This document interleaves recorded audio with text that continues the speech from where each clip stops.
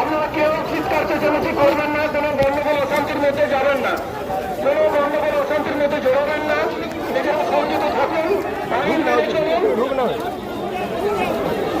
শান্তি শৃঙ্খলা। আমরা বারবার অনুরোধ জানাচ্ছি, আপনারা কিন্তু চিন্তা অযথা কোনো গন্ডগোল অশান্তি করবেন।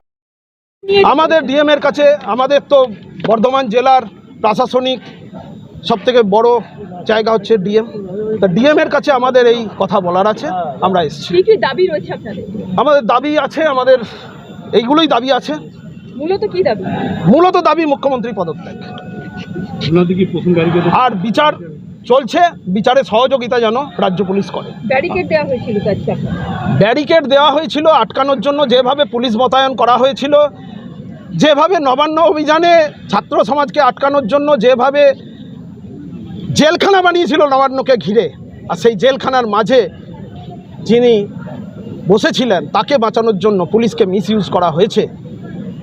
আজকে আমরা দেখলাম তো সেদিন আরজি করের প্রমাণকে আটকানোর জন্য, প্রমাণ লোপাটকে এই পুলিশ কোথায় ছিল? কেন পুলিশকে টেনে এত নিচে নামানো হচ্ছে? প্রথম ব্যারিকেড ভাঙবে না? অবশ্যই আমরা চাই যে নির্যাতিতার বিচার হোক, আর সঠিক খুনি ধরা পড়ুক, আর সমস্ত দুর্নীতি বাইরে প্রকাশ পাক, দুর্নীতিগ্রস্তদের কঠিন থেকে কঠিনতম সাজা হোক।